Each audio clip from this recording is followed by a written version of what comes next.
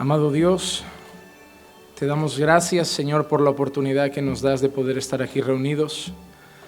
Gracias, Señor, porque poder escuchar tu palabra es un privilegio para nuestros oídos y también para nuestro corazón.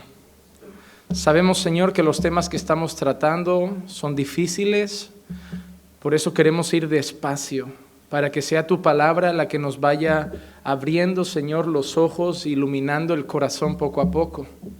Queremos, Señor, que tu Espíritu traiga convicción de las enseñanzas al corazón de mis hermanos. Hay mucha doctrina equivocada alrededor de todos estos temas y queremos, Señor, que todo lo que aprendamos tenga fundamento en tu palabra.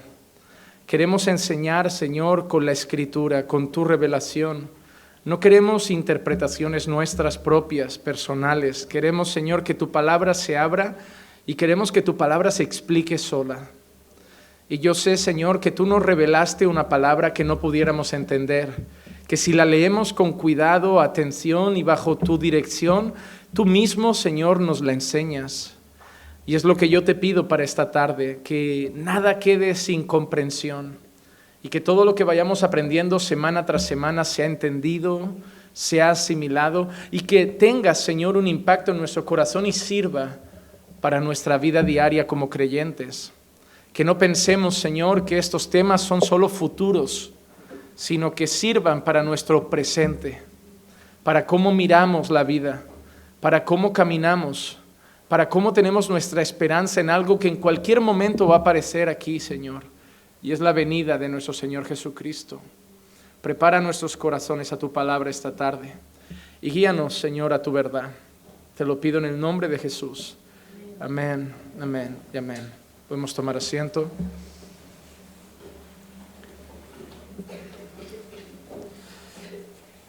En todas las clases, en todas las semanas, voy a intentar dar como siempre una pequeña introducción que tenga que ver con lo de la semana anterior. Porque a diferencia de otros estudios que yo pudiera hacer temas diferentes, si tú faltas una semana y coges la siguiente, pues todo sigue igual. Pero estos los hemos preparado de una manera en que todo tiene que ir consecutivo. Si tú no vienes a los 4 primeros y me escuchas hablar, el quinto a lo mejor dices, no, eso no es así, pero es que no habrás visto cómo hemos llegado a esas conclusiones. El problema que tenemos muchas veces con la escatología es que todo lo hacemos con versículos sueltos. Las personas, por ejemplo, cogen aquel pasaje que dice que el Señor vendrá como un ladrón en la noche y ellos lo arrancan, no piensan en todo lo demás que dice la Biblia y dicen, no, pues esto significa que vendrá de golpe, que no lo veremos, que será secreto, 1000 cosas.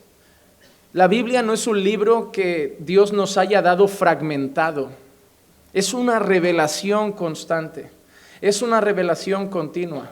Dios se ha ido mostrando al ser humano. Dios se ha ido revelando al hombre de una forma progresiva. Poco a poco Dios se ha ido dando a conocer. Vosotros sabéis, ¿no?, que los libros de la Biblia no tienen el mismo orden cronológico. El Señor no inspiró toda la palabra el mismo día. Él fue inspirando hasta que de una vez por todas el canon se quedó cerrado y Dios ya no dijo nada más. Ya su revelación perfecta estaba completa. Por eso tenemos de Génesis a Apocalipsis. Entonces nosotros tenemos que entender que cuando Moisés recibe su revelación de Dios y escribe el Pentateuco, los 5 primeros libros de la Biblia, Moisés no sabe lo que va a decir Pablo. Moisés no sabe lo que va a decir el apóstol Pedro. Moisés sabe lo que Dios le ha dicho en ese momento. Por eso, hermanos, yo te voy a decir algo que a lo mejor a ti te choca al principio, pero es una realidad. Tú y yo tenemos un gran tesoro que, por ejemplo, Abraham no tenía. Tú y yo tenemos un gran tesoro que a lo mejor Moisés no tenía. Moisés tuvo un gran tesoro, sí, tuvo ese encuentro con Dios en la zarza ardiente, vio la gloria de Dios, recibió la revelación del Pentateuco, pero Moisés no sabe nada de Apocalipsis. Si Moisés apareciera hoy en esta clase, Moisés se quedaría escuchándonos como yo también tengo que aprender. Porque yo solo sé de Génesis a Deuteronomio, yo no sé lo que dice Pablo a los romanos, yo no sé lo que dice Pablo a los Gálatas. Yo no sé lo que dice Pedro en sus cartas o el apóstol Juan en sus cartas o lo que reveló Jesucristo en el Apocalipsis a Juan. Entonces nosotros tenemos un gran tesoro y es que tenemos la revelación completa. Pero a veces hay personas que parece que no la quieren completa y solo se quedan con trocitos sueltos para justificar sus doctrinas. Nosotros tenemos que entender que Dios se ha ido revelando progresivamente. ¿Por qué, por ejemplo, nosotros ahora no seguimos la ley alimentaria de los judíos? Porque cuando Dios habló con los judíos, les dio una ley, ¿verdad? Les dijo lo que podían comer, les dijo lo que no podían comer, ¿sí o no? Pero Dios no se cayó. Si Dios no hubiera escrito nada más, si Dios no hubiera revelado nada más, nosotros seguiríamos ahí, ¿verdad? Pero ¿por qué ya no comemos ahora, por ejemplo, cerdo o comemos marisco? Porque Dios siguió hablando, siguió revelando, dio a entender que habían cosas que cambiarían absolutamente con Cristo, que Cristo marcaría un antes y un después en la historia. Por ejemplo, el pueblo de Israel, Dios les habló y les dijo que tenían que hacer sacrificios, ¿sí o no? Animales. Si Dios no hubiera seguido hablando, hoy tendríamos que venir aquí con una cabra, con un cordero, y tú me estarías viendo mientras yo cojo una daga y le rajo el cuello y hago círculos con la sangre y luego cojo un hisopo y lo mojo en su sangre y vosotros os haría así, yo rociaría sangre. Daría miedo el culto, ¿no? Pero ya no hacemos sacrificios. Dios ha seguido hablando. Dios ha seguido hablando. Por ejemplo, cuando nosotros hablamos del día de reposo, yo no puedo pensar lo que Dios dice en Génesis, cuando dice que Él reposó al séptimo día, o lo que dice en la ley sobre el día de reposo. Yo tengo que ver lo que pasa toda la Biblia con el día de reposo para entender. Cuando alguien te pregunte, ¿tú guardas el día de reposo o tú comes cerdo? Tú no puedes responder con un versículo. Tú tienes que dar a entender lo que Dios ha ido revelando y el por qué haces o no haces algunas cosas. Cuando nosotros miramos la escatología, ¿por qué primero empecé por el Antiguo Testamento? Porque como les dije, no es algo que tiene que ver con Apocalipsis, es algo que tiene que ver con la Biblia. Y Dios ha ido revelando cómo van a ser los acontecimientos futuros desde el mismo Génesis. En Génesis, en Éxodo, en Levítico, hemos visto en los Salmos, los profetas como Isaías, Daniel, ellos iban anunciando cosas que sucederían, pero que ellos no vieron, ¿verdad?, con sus ojos. Ellos recibieron revelación del Señor. Moisés no vio, ¿verdad?, a Jesús. Aparece en la transfiguración junto a Elías, pero Moisés no vio personalmente a Jesús. Pero Moisés anunció sobre Jesús, ¿o no? ¿No dijo que un profeta Dios levantaría del pueblo? Entonces Dios revela a Moisés que Jesús va a venir, pero Moisés no conoce a Jesús. Nosotros tenemos esa gran ventaja, que tenemos toda la revelación de Dios y podemos tener una visión más clara de las cosas. ¿Tú te imaginas al profeta Isaías hablando? Será despreciado, aborrecido, desechado. Él estaba ahí escribiendo lo que Dios le había revelado, pero Isaías dice, yo no sé quién es, ni cómo, no lo voy a tocar, no lo voy a ver, pero él lo dejó escrito. Otras personas lo contemplaron. Entonces la escatología no es algo que podemos ir a Apocalipsis o como muchos solo al libro de Daniel con sus 70 semanas y sacar esos 2 libros de la Biblia y sacar análisis. Porque hermano, si tú ves Apocalipsis como un libro aparte que no tiene nada que ver con la Biblia, tú vas a esperar realmente animales con un montón de cuernos. Vas a ver el 666 y te vas a volver loco pensando en qué número es ese, si es un chip, si es un sello, si es un código de barras, si es ahora, no sé. Cuando empezamos a pagar con el teléfono móvil, la gente, esto ya está cerca. No, porque cuando tú lees Apocalipsis como si fuera un libro aparte que no tiene nada que ver con los otros libros, tú empiezas a ver figuras que crees literalmente que te las vas a ver cara a cara. Pero hermano, Apocalipsis es la consumación final de todo lo que el Señor ya va anunciando que va a pasar. Es la victoria definitiva.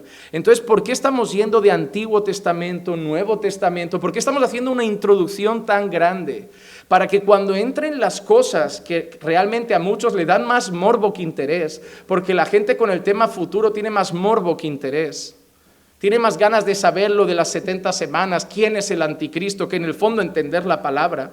Y ya te digo algo, no te diré un nombre. Cuando te diga algo y hablemos un poco sobre el tema del anticristo, si esperas que te diga cómo va a ser para ver quién puede ser y que nos vayamos fijando un poquito en Donald Trump porque a lo mejor es él, no va a ser así la clase. Y si esperas que yo venga a decirte que como ahora parece que Estados Unidos, Irán se van a declarar la guerra, eso está escrito, eso es no saber leer la Biblia. Y creo que fue Sugel Michelén el que hace poco dijo, hermano, si tú vas a una iglesia y te empiezan a decir que si en vez de predicar la palabra, te empiezan a usar los acontecimientos como Irán y Estados Unidos y la guerra que puede haber, con 4 versículos sueltos para darte un sermón, sal de esa iglesia. Sal de esa iglesia, porque en ninguna parte de la Escritura habla de Estados Unidos. El problema es que hay pastores que quieren enseñar cosas nuevas, cosas que nadie más ha visto en 2000 años de historia, pero parece que ellos sí. Y eso es un peligro. Si tú vas a una iglesia y un pastor te dice que él ha recibido una revelación que nadie más ha sabido en 2000 años, no lo escuches. Cualquiera que traiga otro mensaje, aunque sea un ángel, sea anatema.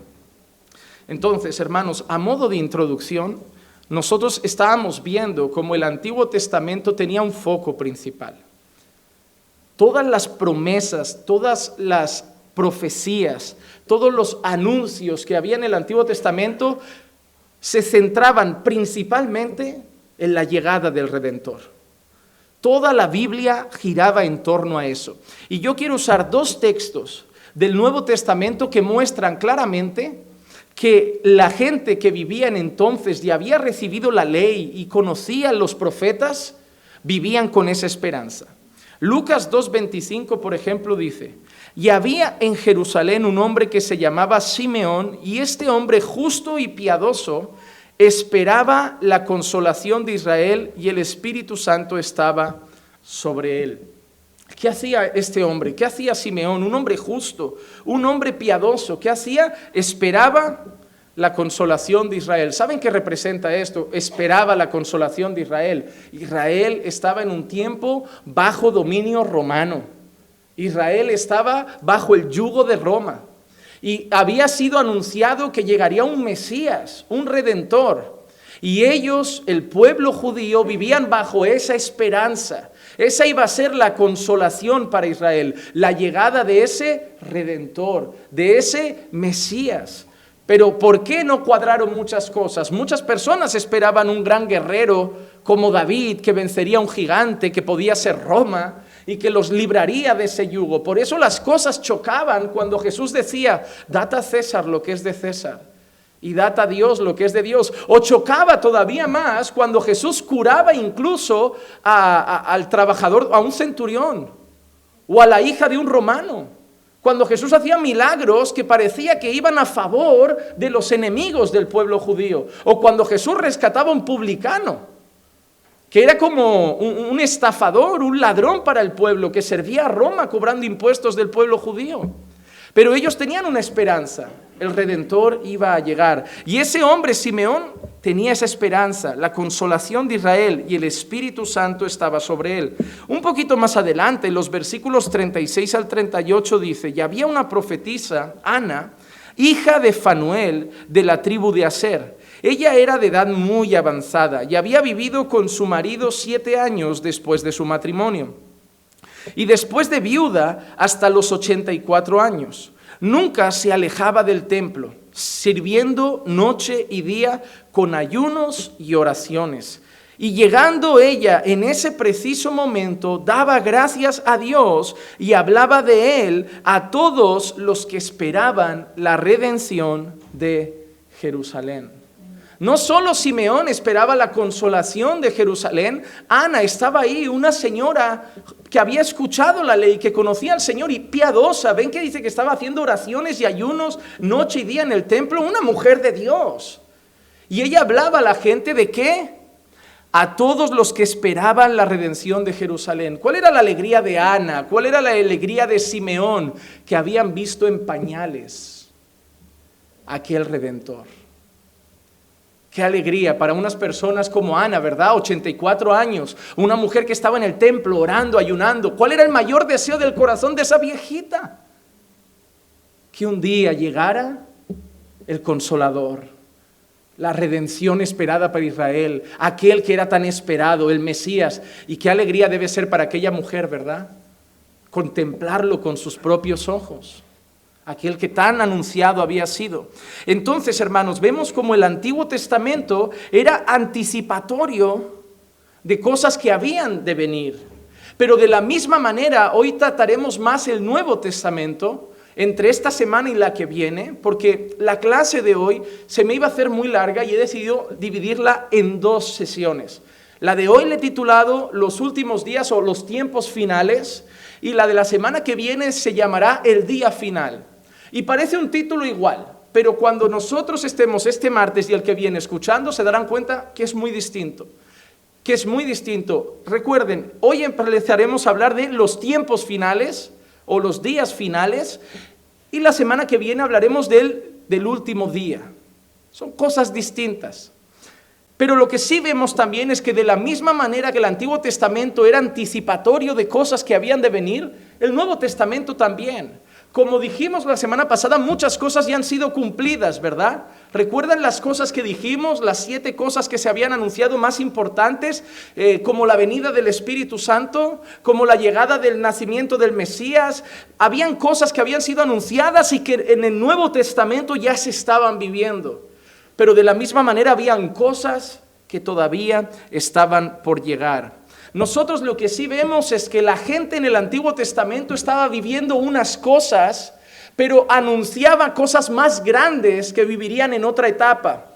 Y en el Nuevo Testamento empiezan a vivir esas cosas y al mismo tiempo anuncian otras cosas todavía más grandes que están por llegar. Ejemplo, el Antiguo Testamento, los hombres y mujeres de Dios eran llenos del Espíritu Santo, ¿sí o no?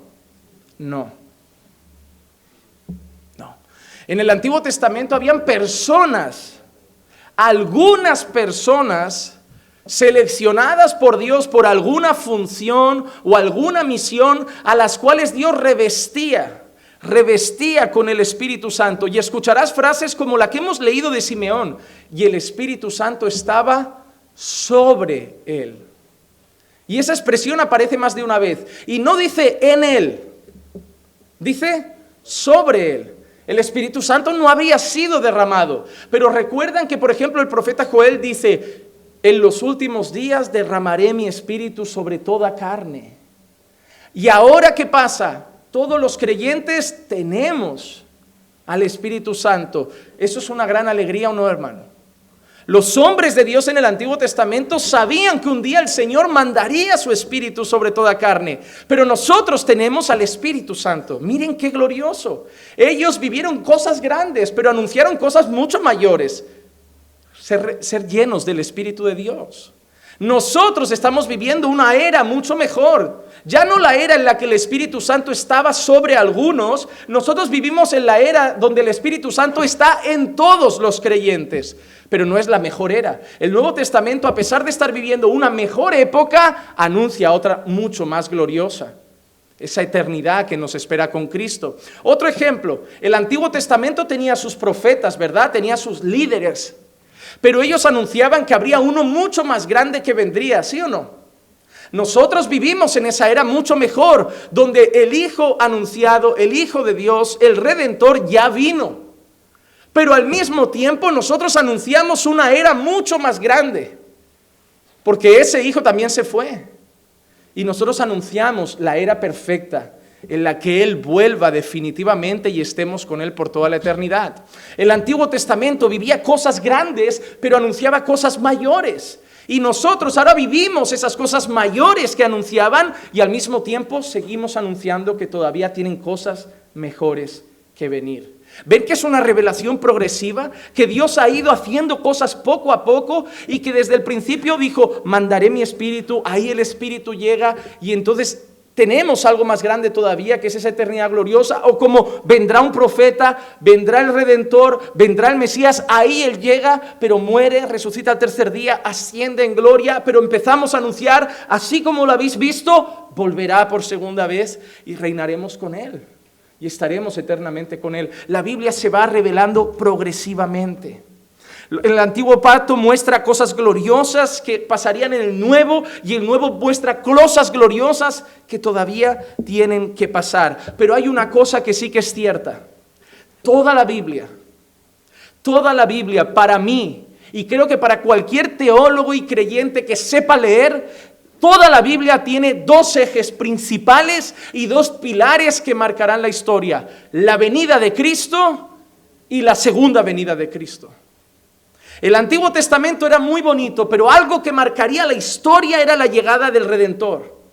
Ahí empieza una era maravillosa, pero hay otra cosa que marcará la historia: el regreso del Redentor, la segunda venida de Cristo. Los creyentes del Antiguo Testamento vivían esperando al Mesías. ¿Cómo vivimos los creyentes del Nuevo? Esperando al Mesías. La vida del creyente es una vida de esperanza. La vida del creyente no es una vida puesta con los ojos aquí: esta es mi vida, este es mi momento, esta es la edad que me ha tocado vivir. No, el creyente siempre vive esperando algo grande que el Señor ha anunciado, esperando algo glorioso que va a pasar. Y lo que marca esa espera es tanto la primera venida de Cristo como la segunda venida de Cristo. Vimos como la semana pasada hablábamos de eso, que la venida del Mesías era el punto trascendental de todas las profecías y promesas del Antiguo Testamento. Y ahora en el Nuevo Testamento veremos cómo todo gira en torno de la primera y la segunda venida de Cristo. Nosotros estamos en esa época y te tienes que empezar a situar, porque para saber cómo vivir, para saber qué creer, para saber qué hacer, para saber en qué momento de la historia estás, tú debes tener muy claro en qué era estás. Los creyentes que estaban antes de la primera venida de Cristo vivían de otra manera. Hacían sacrificios, como hemos dicho. Hacían sus ofrendas de paz. Había un sumo sacerdote que intercedía por el pueblo porque ellos no podían hacerlo. Solo una persona elegida. Tenían ese sacerdocio que pasaba de familia en familia. Me parece muy curioso que hay algunas iglesias que todavía siguen pasando el pastorado de padres a hijos. Que como no saben en qué época viven, creen que viven en la época pasada, creen que el sacerdocio pertenece a una tribu pastoral o algo así. De la misma manera creen que de tal palo tal astilla y que el hijo de un pastor tiene que ser el pastorcito. Y no es así. Hermano, déjenme decir algo. El pastor Marcos tiene un hijo. Si mañana Dios me da un hijo, nunca espero que la iglesia les presione para que mañana sean pastores. Porque no tienen la obligación de serlo. No tienen ni que ser misioneros, ni que ser evangelistas, ni que estar en la alabanza. Será lo que Dios quiera para ellos. Y a lo mejor el hijo de un pastor le toca ser un miembro que simplemente va a los cultos y limpia y participa abriendo un culto y nada más. Y el Señor no le hace arder el corazón y quiere que sea cirujano. Mientras sea un buen creyente y haga la voluntad de Dios, gloria a Dios. Pero lo que tenemos que pedir no es que sea pastor, lo que hay que orar es que sea creyente, que conozca al Señor. Y eso es importante, porque realmente hay iglesias que parece que no lo entienden y presionan a los hijos de pastor como si tuvieran que ser un hijo diferente al resto de niños. Como los niños normales juegan a fútbol, el hijo del pastor no. Los niños normales juegan a videoconsola, el hijo del pastor no. Tiene que tener Biblia de los 3 años. Desde que sepa leer ya tiene que memorizar el Pentateuco. No, son niños. Las iglesias matan a esos niños a veces, los destrozan con sus presiones, los miran como... Tiene que ser duro sentirte analizado. Es como la mujer de un pastor, que a veces como que todos los ojos están ahí como la mujer perfecta, ella no puede fallar, ella no puede decir... Es una mujer, la mujer de un hombre. Tiene mala suerte de ser la mujer de un pastor, porque tiene una presión que muchas de ustedes no tienen. Pero hermano, a veces la iglesia pone presiones que Dios no ha puesto sobre ellos. Dios no lo ha puesto. Entonces, quiero leer una cita antes de seguir un poco adelante de William Manson que dice: cuando vamos al Nuevo Testamento, pasamos de un clima de predicción a uno de cumplimiento. Aquello que Dios había anticipado a través de los labios de sus santos profetas ya ha sido cumplido por Él, al menos en parte. La resurrección de Jesús no es simplemente una señal que Dios ha hecho a favor de su Hijo, sino que es la inauguración, la entrada a la historia de los tiempos del fin. Y quiero que te quedes con esa última frase. La venida de Jesús es la inauguración de los tiempos del fin. ¿Por qué? Porque hay gente que ahora dice que estamos en los últimos tiempos. Pero lo que yo voy a enseñar a la iglesia, y lo voy a hacer con la Escritura, es que desde que Cristo vino, y sobre todo desde que Cristo se fue, ya estaban, y ya estamos también, por ende, en los últimos tiempos. Que lo que la Biblia llama los últimos tiempos no era el siglo XX. Y les mostraré como que lo que la Biblia llama los últimos tiempos eran los tiempos que el apóstol Pablo ya estaba viviendo. Y leeremos hoy incluso textos como el apóstol Juan en su carta diciendo, hermanos o hijos, ya estamos en los últimos días. Y si él dice eso, no podemos contradecirlo nosotros. Entonces, antes de eso, me gustaría que leyéramos otro pasaje que es Mateo 1, 20 al 23. Mateo capítulo 1, 20 al 23, que dice, pero mientras pensaba en esto, he aquí que se le apareció en sueños un ángel del Señor diciendo, José, hijo de David, no temas recibir a María tu mujer, porque el niño que se ha engendrado en ella es del Espíritu Santo. Y dará a luz un hijo y le pondrás por nombre Jesús, porque él salvará a su pueblo de sus pecados. Todo esto sucedió para que se cumpliera lo que el Señor había hablado por medio del profeta diciendo, he aquí la virgen concebirá y dará a luz un hijo, y le pondrán por nombre Emmanuel, que traducido significa Dios con nosotros. Hermano, entonces, nosotros dijimos que todo giraba en torno de ese día. José, no corras, toma a María, porque el hijo que van a nacer es aquel que tanto espera la gente. Es ese Redentor, para que se cumpliera lo que fuera dicho por medio del profeta. Y esa expresión, hermano, gira en torno de Jesús constantemente, para que se cumpliera lo que fuera dicho por medio del profeta. Y antes de hablar un poco de lo que vienen siendo los últimos días, ¿recuerdan la semana pasada que hablamos de cosas que anunciaban sobre Jesús y que claramente pasaron en él? Yo quiero anunciar otras más. No las quise decir todas la semana pasada porque eran muchas, pero era para que entre esta semana y hoy viéramos que todo el Antiguo Testamento apuntaba casi todo al mismo lado. Jesús viene y daba detalles exactos de cómo iba a ser. Vamos a ver algunos detalles más. En primer lugar, su nacimiento en Belén. Miqueas 5, versículo 2. Pero tú, Belén Efrata, aunque eres pequeña entre las familias de Judá, de ti me saldrá el que ha de ser gobernante en Israel, y sus orígenes son desde tiempos antiguos, desde los días de la eternidad. ¿Has visto esa expresión? Ya anunciaban que iba a ser de Belén. Tú, Belén Efrata, aunque eres pequeña entre las familias de Judá, aunque eres insignificante, de ti saldrá el que ha de ser gobernante en Israel. Hasta ahí parece el anuncio de cualquier persona, de cualquier rey. Pero mira lo que dice luego, sus orígenes son desde tiempos antiguos, desde los días de la eternidad. Ese que iba a ser gobernante en Israel, que vendría de Belén, sus orígenes eran desde la eternidad. Claramente, Cristo. ¿Qué más? Su ida a Egipto. Nosotros vemos como hay un momento en que tienen que huir a Egipto. Oseas capítulo 11, versículo 1. Cuando Israel era niño, yo lo amé, y de Egipto llamé a mi hijo. Otra cosa importante, su rechazo por parte de su propio pueblo. Isaías 53:3, fue despreciado y desechado de los hombres, varón de dolores y experimentado en aflicción, y como uno de quien los hombres esconden el rostro, fue despreciado y no lo estimamos. ¿Por qué Isaías usa incluso la expresión no lo estimamos? Porque se refiere al pueblo de Dios. Su propio pueblo lo iba a desechar. También está anunciada su entrada triunfal en Jerusalén. Zacarías 9:9, regocíjate sobremanera, hija de Sión, da voces de júbilo, hija de Jerusalén, he aquí tu rey viene a ti, justo y dotado de salvación, humilde, montado en un asno, en un pollino, hijo de asna. ¿Recuerdan la entrada de Jesús en Jerusalén? Cuando le dice a unos discípulos de él, id allí, tomad ese pollino, decidle que es para vuestro maestro, anunciado. Incluso su venta por 30 monedas de plata. No es curioso que fueran esa cantidad, porque Zacarías 11:12 dice, y les dije, si os parece bien, dadme mi paga, y si no, dejadla. Y pesaron como mi salario 30 piezas de plata. Y dos últimas cosas que son las más gloriosas: su resurrección. El Salmo 16:10 dice: pero pues tú no abandonarás mi alma en el Seol.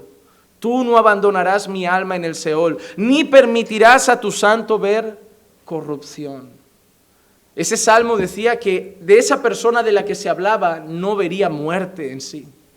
No llegaría a estar muerto, no llegaría a perecer en el Seol. Si fuera David, no estaría coherente, pero claramente se refería a Cristo. Y también su futura ascensión. Salmo 68:18. Tú has ascendido a lo alto, has llevado en cautividad a tus cautivos, has recibido dones entre los hombres y aun entre los rebeldes para que el Señor habite entre ellos. Entonces, hermano, podíamos seguir así. Todo el antiguo pacto apunta a lo mismo, a cómo iba a ser Jesús. Y a mí me resulta curioso. Hoy una persona me escribe un correo electrónico y me dice: pastor, mi esposo ha conocido a un hombre que es judío mesiánico, y le ha dicho que no podemos los cristianos olvidar el idioma original y tenemos que centrarnos otra vez más en la Torá y un montón de cosas. Y empezó a decir: no, pastor, porque deberíamos estudiar con los judíos, porque son el pueblo original de Dios. Y yo le dije: mira, ¿tú crees de verdad que los judíos tienen mayor comprensión que los cristianos? Y me dijo: bueno, no sé, dígame usted qué piensa. Y le dije: yo creo que no. Porque un judío tiene todos estos versículos que hemos dicho. Un judío conoce esto, conoce estos anuncios. Conoce de la resurrección, de la ascensión, del rechazo, de las 30 monedas, de la entrada en un pollino. Y saben históricamente que Jesús hizo eso. Y aún así no reconocen que es el Mesías. Entonces, para mí, no son maestros, porque niegan a mi Señor, porque siguen con un velo sobre sus ojos y están cegados. Y si no es el Espíritu Santo que trae iluminación a su corazón, perecerán en el infierno por mucho celo que tengan de la ley, por mucho que no coman cerdo, por mucho que no coman marisco, por mucho que guarden el Sabbat. Si no reconocen que Jesús es el Señor, no serán salvos, porque no hay otro camino al Padre. A pesar de que muchas iglesias evangélicas, no sé yo cómo, no sé yo a través de qué pasaje de la Biblia, llaman a los judíos hermanos. Y la Biblia dice que quien rechaza al Hijo, rechaza al Padre que lo envió. Y la Biblia dice que aquel que es mi hermano es el que conoce la voluntad de Dios y la hace. Alguien que rechaza a Cristo no puede ser mi hermano. Por eso un testigo de Jehová no es mi hermano, porque adora a Jehová, sirve a Jehová, pero rechaza la deidad de mi Señor. Entonces no es mi hermano. Lo lamento mucho. Y esto no es un discurso antisemita. Amo al pueblo judío como amo al pueblo musulmán y como amo a los ateos. Y oro por ellos, porque la Biblia también dice que hay que orar por la paz en Jerusalén. Y yo oro por la paz en Jerusalén. Pero me dan más pena incluso que los ateos, porque tienen la ley. Les ha sido revelada la gloriosa palabra de Dios. Han tenido a los profetas, han recibido las escrituras. Dios les ha hablado a través de Moisés y siguen con los ojos velados. Me da más pena que los ateos, porque los ateos, la revelación que tienen de Dios es la creación. Porque la creación muestra la gloria de Dios.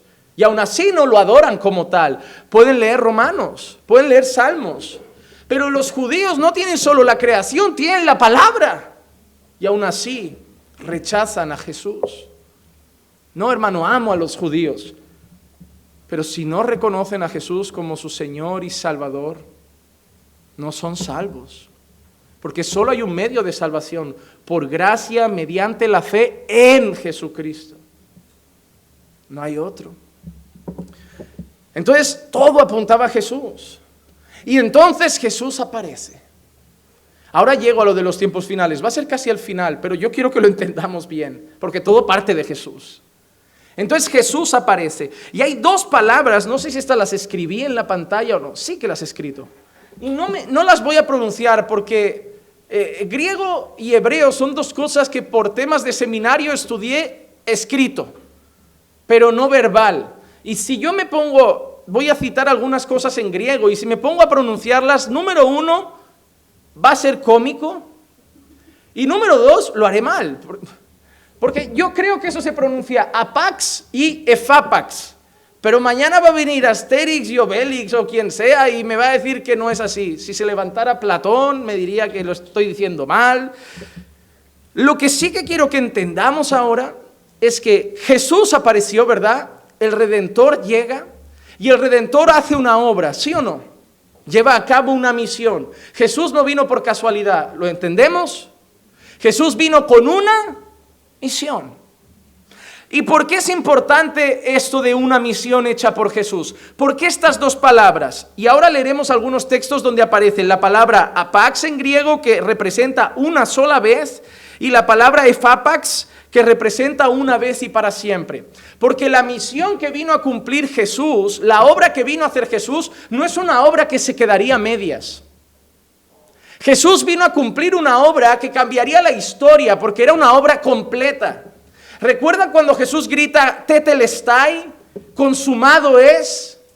Cuando Jesús dice eso es misión cumplida. Me he pasado el videojuego. Eso es como si predicaras a un millennial, para que entiendan las cosas. Jesús había acabado su misión, la había cumplido y esa misión cambiaba la historia. Jesús no ha dejado cosas por hacer. Jesús las ha hecho completas. Por eso me pone nervioso cuando la gente, si tú crees que la salvación depende de ti, significa que la obra de Jesús en tu vida, Jesús no la ha hecho completa. Significa que la ha hecho a medias y tú la tienes que acabar. Porque para muchos la obra de Jesús es, yo he muerto por ti, pero ahora cúrratelo que te tienes que salvar, que como no te lo curres, lo pierdes. Entonces la salvación es nuestra. Jesús es a medias. Mira, me parece tan peligroso decir que yo me tengo que salvar como decir que nos tenemos que salvar 50-50.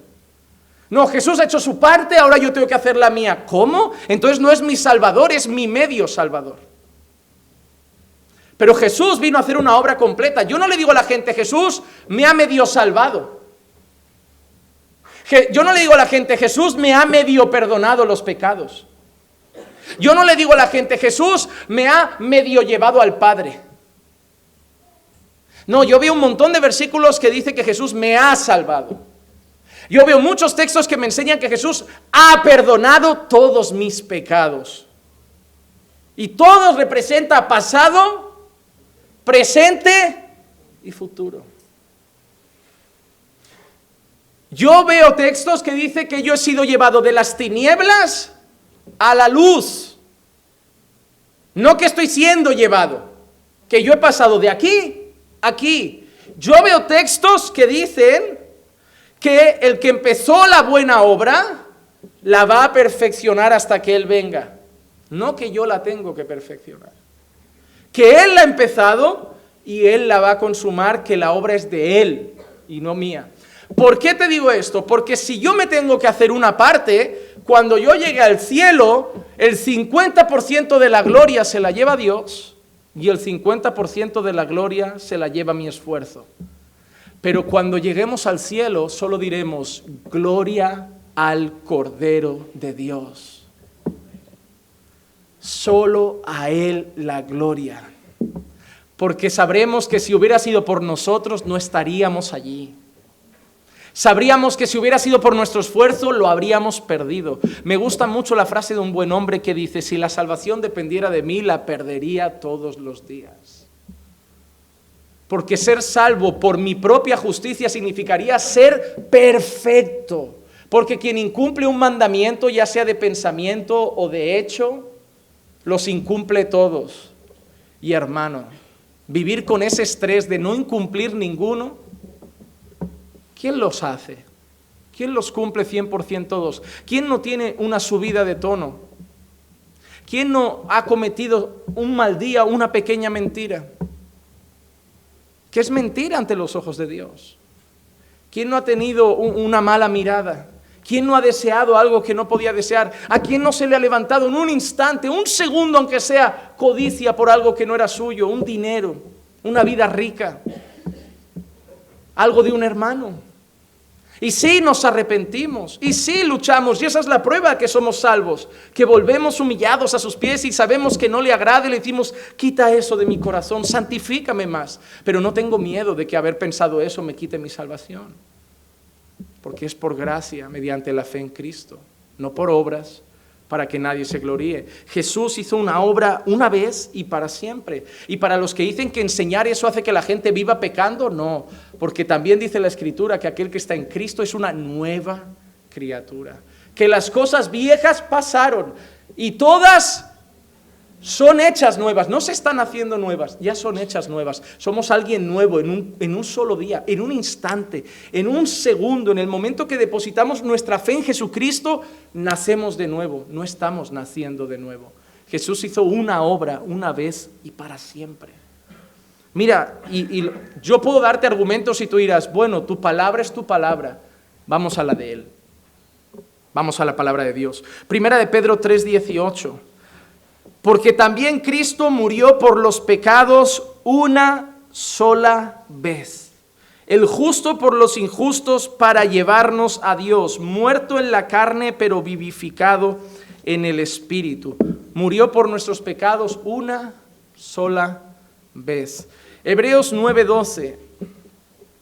Y no por medio de la sangre de machos cabríos y de becerros, sino por medio de su propia sangre entró al lugar santísimo una vez para siempre. La segunda palabra que hemos dicho, epáfax, o efapax, o como lo digan los griegos, se escribe así y eso tengo certeza. Entonces, habiendo obtenido redención, ojo esto, entró al lugar santísimo una vez para siempre. ¿Y qué hizo esa vez? Obtuvo redención temporal, eterna. Hebreos 10:10. Por esta voluntad hemos sido santificados mediante la ofrenda de cuerpo de Jesucristo, ofrecida de una vez para siempre. Significa que el sacrificio de Cristo fue hecho una vez, pero su vigencia es para siempre.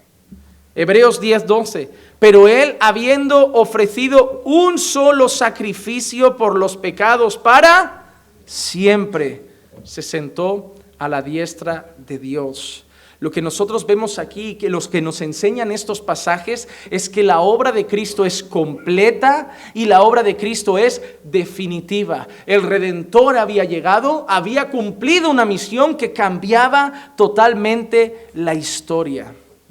Pero no solo la misión de Jesús era perdonar nuestros pecados, morir por nuestros pecados, ser un sacrificio vivo, clavarse en aquella cruz y pagar por nuestros pecados una vez y para siempre, sino que Jesús traía otra cosa con Él.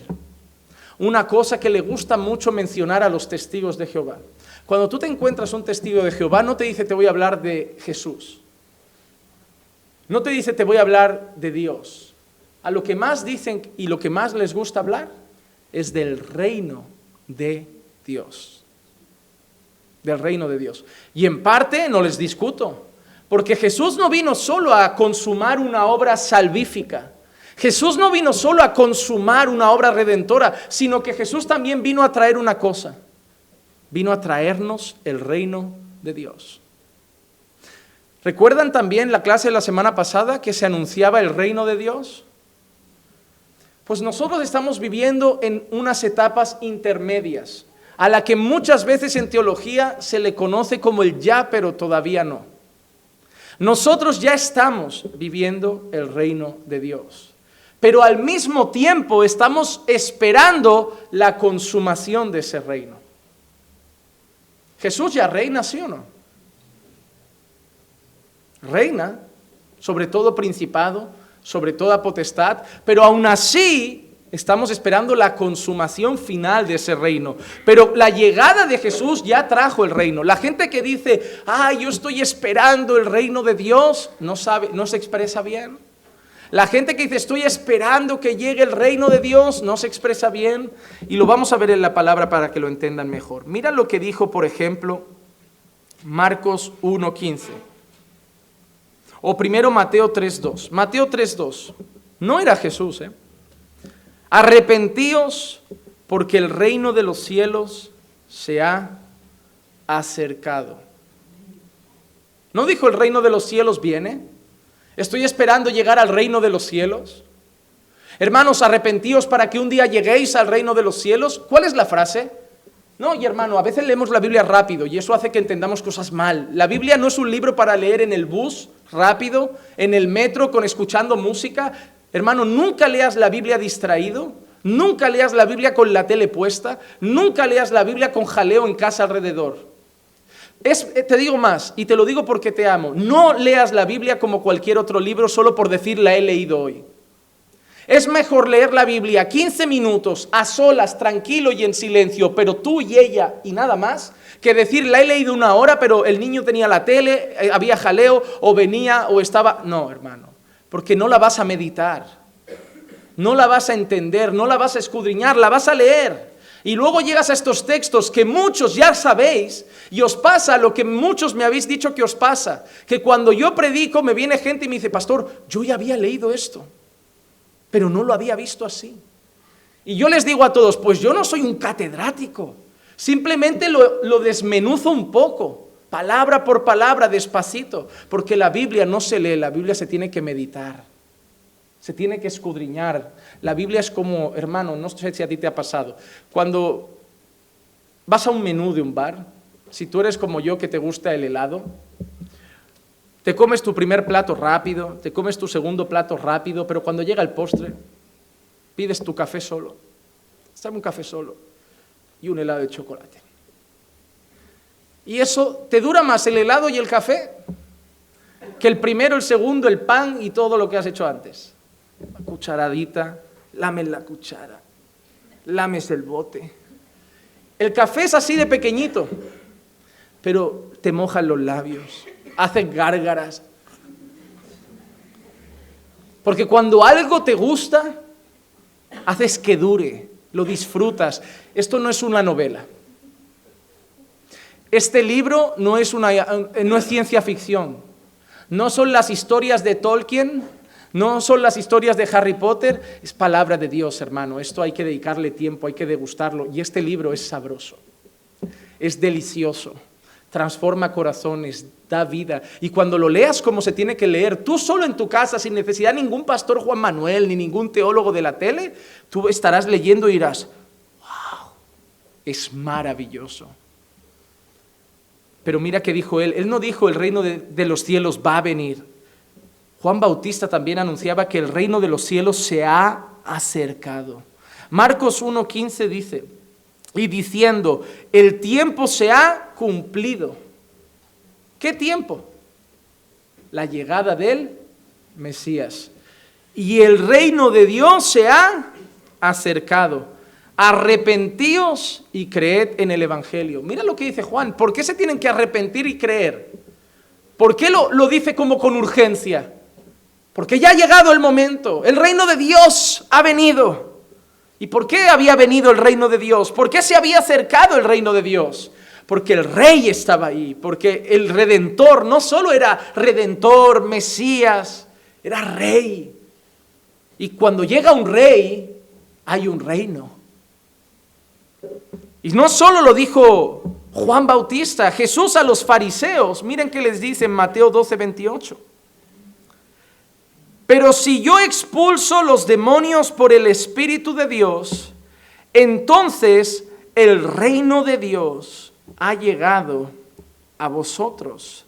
El reino de Dios ha llegado a vosotros. Entonces, ¿qué nos ha enseñado Juan Bautista y qué nos ha enseñado Jesús? Que el reino de Dios no es algo que estamos esperando. Que el reino de Dios es algo que estamos viviendo. Hermano, tú no estás esperando el reino de Dios, tú estás viviendo el reino de Dios.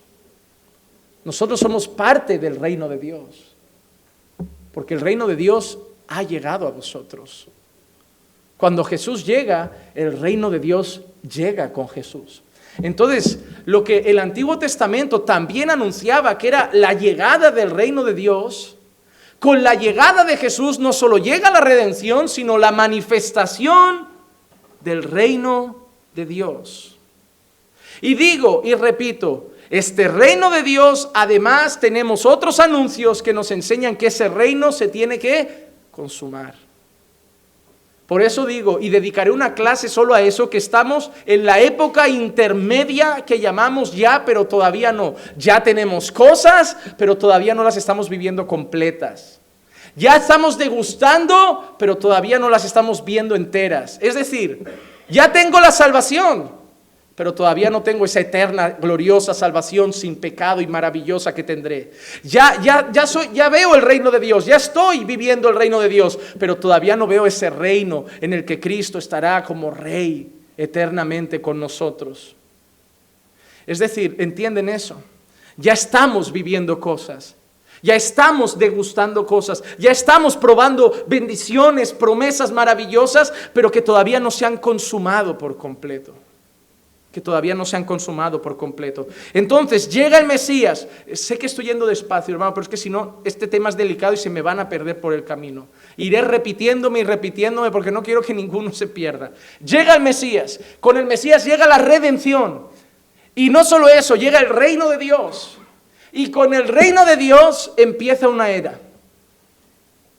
Una época a la que llamamos los últimos días. ¿Y por qué he llegado despacio aquí? Para que entendamos esto. Que no solo estamos viviendo el reino de Dios, sino que la llegada del reino de Dios también anunciaba la llegada de los últimos días. Y para mí hay un pasaje que es muy claro en esto. ¿Recuerdan el día de Pentecostés? ¿Quién da un gran discurso lleno del Espíritu Santo? El apóstol Pedro. Vamos a Hechos capítulo 2, versículo 16 y 17. Hechos capítulo 2, versículos 16 y 17. Pedro se levanta y da un sermón que se convierte en como 3,000, ¿no? Miles de personas. Y en ese sermón Pedro cita no sus propias palabras, sino que Pedro empieza a anunciar palabras de profetas. Estaba predicando a un público que, entre otras nacionalidades, también había muchos judíos. Y Pedro está anunciando todo lo que habían anunciado los profetas. Y en medio de ese discurso Pedro dice, sino que esto es lo que fue dicho por medio del profeta Joel. Y sucederá en los últimos días. ¿Cuándo? Léelo despacio. ¿Sucederá cuándo? En los últimos días, que derramaré de mi espíritu sobre toda carne, y vuestros hijos y vuestras hijas profetizarán, vuestros jóvenes verán visiones, y vuestros ancianos soñarán sueños. Pedro dice que el profeta Joel había dicho que el Señor promete derramar su espíritu sobre toda carne cuando lleguen los últimos días. ¿Qué acababa de pasar? Antes de ese sermón, ¿qué acababa de pasar, iglesia? El Señor había derramado su Espíritu Santo. ¿Atas cabos? Pedro dice, el profeta Joel dijo que el Señor derramaría su Espíritu Santo en los últimos días. Y lo que acaba de pasar es que el Señor ha derramado el Espíritu sobre todos nosotros, como Él había anunciado a través del profeta Joel. Automáticamente lo que te está diciendo Pedro es, han empezado los últimos días. ¿Lo entiendes? No son mis escrituras, no es según cómo lo interprete cada uno. Yo quiero tener claro que lo interpretas así. Porque, hermano, no hay que ir a un seminario profundo para entender esto. En los últimos días derramaré de mi espíritu sobre toda carne. Acaba de derramar el espíritu sobre toda carne. Ha dicho que lo hará cuando en los últimos días. Por lo tanto, estamos en los últimos días. Sencillo. Así que cuando te encuentres a tu amigo con otras visiones y pensamientos y te diga, ya están llegando los últimos días, tú les dices, no, esto fue hace mucho. No es que estén llegando los últimos días, es que los últimos días, ¿saben lo que pasa? El problema es que los últimos días Dios no dijo cuánto durarían. Dios dijo cuándo iban a empezar los últimos días y Dios dijo cómo sería el final de los últimos días, pero Dios no ha dicho cuánto durarán esos últimos días. Pero sabemos cuándo empezaron. ¿Cuándo? El día de Pentecostés. Pedro dijo que ya Dios había anunciado que eso era una muestra de que estaban en los últimos días. La llegada de Jesús, ¿qué es? ¿Hace más de 2000 años? Pues hace más de 2000 años que estamos en los últimos días. ¿Sabes que hay un pasaje en la Escritura que dice que vendrían falsos profetas y la gente diría, ¿veis cómo el Señor no viene? Lo que decíais de que venía es falso. ¿Por qué dicen eso? Porque si fuera algo que anuncian para dentro de 2000 años, ¿quién les va a decir eso? Pero era algo que ya anunciaban. Y por eso después de 10, 20, 30 años anunciando que el Señor va a venir, se levantan algunos a decir, no viene, no viene, y aún están así. Hay pastores ya que están diciendo que no esperan la segunda venida porque llevan 2000 años anunciándola. Pero el Señor nunca ha dicho cuánto va a durar ese tiempo. A mí me hace gracia una cosa, que los cristianos de hoy, algunos dicen que estamos ya viéndolo, que ya en cualquier momento llega. Pero los cristianos del año 50 después de Cristo ya decían eso. Y no significa que tenemos que dejar de decirlo, sino que si no viene, en 50 más, nuestros nietos dirán eso también. Y si no vienen 200 más, nuestros tataranietos dirán eso también. Porque es desde aquel día lo que la iglesia tiene que anunciar. Arrepentíos y convertíos, porque el Señor está volviendo. Ellos decían, arrepentíos y convertíos porque el Señor ha llegado. Pero una vez se fue, va a volver. Así que ahora arrepentidos y convertidos porque va a volver. Y hay gente que está esperando tantos acontecimientos que creo que ni espera que venga hoy. Porque está esperando que Rusia se junte con Armenia y con Bulgaria y con Polonia y que hagan una guerra contra Siria y con... Esa gente me hace mucha gracia. Porque yo espero al Señor todos los días. De la misma manera que los creyentes del Antiguo Testamento esperaban al Señor que viniera todos los días, los creyentes del Nuevo Testamento siguen esperando al Señor. Desde que alguien dijo, de la misma manera que se ha ido, va a volver, ya está la gente así mirando. Cada mañana. Yo es lo que digo, la gente que no es cristiana, por la mañana sale y mira por la ventana si va a llover. Los cristianos cada mañana miramos por la ventana si va a volver. No sé si lloverá o saldrá el sol, pero yo cada mañana miro como, Señor, es hoy. Y por eso tenemos que estar orando, velando, como esas vírgenes prudentes, porque ¿por qué esa parábola tiene sentido? ¿Por qué esas palabras tienen sentido? Porque en cualquier momento, desde que se dijeron esas palabras, ya venía el novio. Y así estamos nosotros. Pedro no fue el único que dijo eso. Porque si fuera un versículo, tú dirías, no, porque un versículo no puede hacer una doctrina. Vamos a otro. Gálatas 4:4. Ahora no es Pedro, ahora es Pablo. Pero cuando vino la plenitud del tiempo, Dios envió a su Hijo, nacido de mujer y nacido bajo la ley. La expresión la plenitud del tiempo, esa palabra plenitud viene de una palabra también griega que es pleroma, que significa completo, pleno, lleno. Lo que está diciendo Pablo en este momento es que cuando llegó el cumplimiento, cuando llegó el día cumplido, el día señalado, el día anunciado, el tiempo completo, ¿qué hizo? Dios envió a su Hijo, nacido de mujer, nacido bajo la ley. Y mira lo que le dice 1 Corintios 10:11. 1 Corintios 10:11. Estas cosas les sucedieron como ejemplo y fueron escritas como enseñanza para nosotros. Y ojo, que Pablo es grandioso porque no deja sombra de duda. Mira lo que dice, para quienes ha llegado el fin de los siglos. Mira las palabras. Estas cosas han sucedido como ejemplo y fueron escritas como enseñanza para nosotros, para quienes ha llegado el fin de los siglos. Pedro les ha dicho antes a los creyentes, Joel dijo que en los últimos días el Señor derramaría su espíritu sobre toda carne. Ha derramado su espíritu sobre todos nosotros. Significa que estamos en los últimos días. Pablo dice, estas cosas que sucedieron, estas cosas que se enseñaron, servirían para nosotros, fueron escritas para nosotros como enseñanza. Y mira que dice al final, para nosotros. ¿Qué significa para nosotros dicho por Pablo? Para los creyentes de ¿cuándo? ¿Del 2020? Para los que estaban con él, ¿verdad? Habla en un sentido presente. Para nosotros, Pablo está diciendo para vosotros, corintios, y para mí.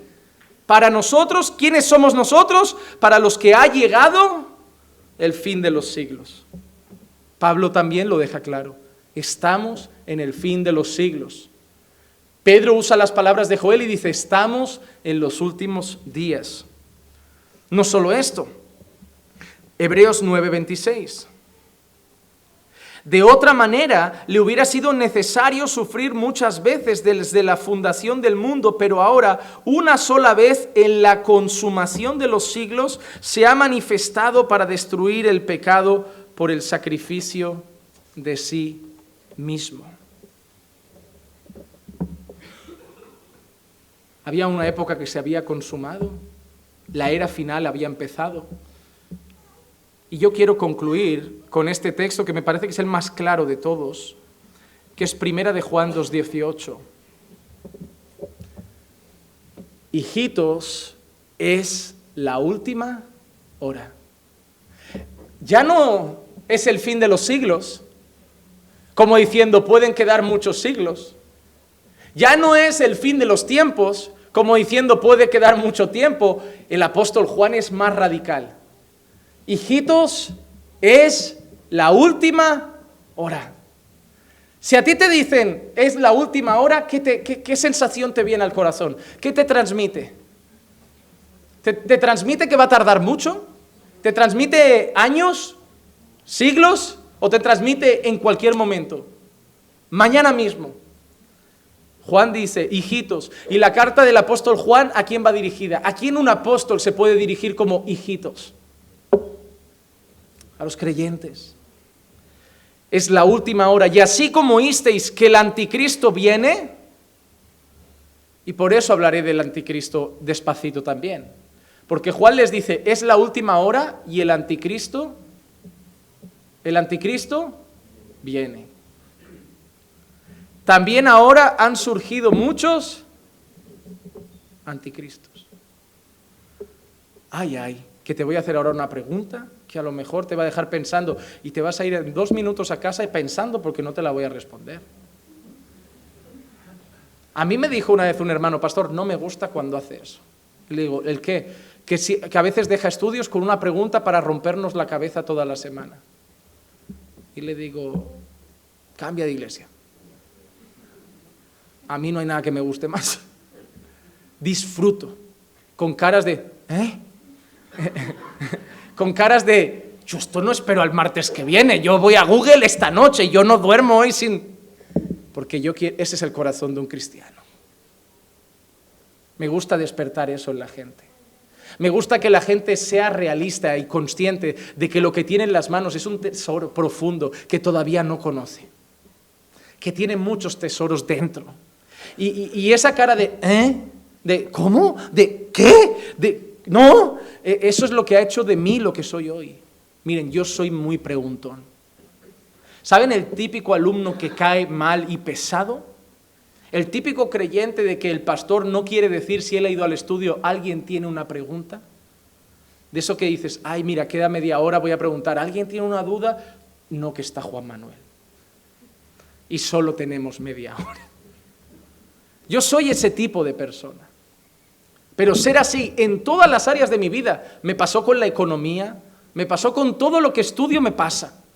Pero eso impulsa mi corazón a que yo mañana, en vez de ver un rato una serie, yo me pongo a investigar, yo esto quiero salir de dudas. Y lo peor es que lo voy a poner en Google y van a salir 10.000 fuentes. ¿Cuál es la buena, Señor? ¿Cuál leo? Unos dicen una cosa, otro otra, y todos usan Biblia. Y te vuelves loco. Y vas a la palabra y dices, no, pero al final tengo que pensar algo. Antes no tenían Google, esto tiene que estar claro en la Biblia. No tengo que buscar en Google, porque Pablo no tenía Google. Los discípulos de Juan no tenían Google. Mi abuela no tenía Google. Y si mi abuela era creyente, tuvo que aprender sin Google. Mi abuela no podía ver a lo mejor a Armando Alducin. No había YouTube. ¿Cómo eran los cristianos entonces cuando solo había libros? ¿Y Biblia? ¿Qué pasa cuando no estaba la teología sistemática de Wayne Grudem? ¿Qué pasa cuando no estaba la institución o la religión cristiana de Calvino? La gente cuando solo tenía la Biblia. Eso siempre nos deja una cosa clara. Los libros son buenos, pero la Biblia es suficiente. Y cuando cojas muchos libros y te vuelvas un poco tarado porque no sepas, ¿y a cuál, pastor, y cuál seguimos? Ese que pone Ellen White, no. Ese que pone Joseph Smith, tampoco. Pero ¿quién nos garantiza que ese que pone Calvino sí? ¿Quién nos garantiza que eso que pone ahí Lutero sí? Pues mira, cógelo todo para no ser injusto, ponlo en una mesa y fíltralo con el único que es la verdad, con las Escrituras. Ya, pero es que este dice que los tiempos finales vienen, que están por llegar, que sería a partir del siglo XIX. Pero ¿qué dice la Biblia? Hijitos, es la última hora. ¿Qué dice Pedro? Ya estamos en los últimos días. ¿Qué dice Pablo? Para los que ha llegado la última. Entonces no importa lo que se dice, importa lo que la Biblia dice. Pastor, es que así despacito es tan claro, la Biblia es más clara de lo que piensas. A veces nos liamos cuando vamos a esas fuentes. Porque cuando yo voy a esas fuentes y pongo el anticristo, si yo pongo anticristo, estudio bíblico, voy a flipar. Porque si son antiguos va a salir, o como digo siempre, Obama, el rey de España, Isabel la Católica. Van a ir saliendo y si miras fuentes más antiguas, cada uno era uno diferente. Pero ahora me voy a volver loco contigo.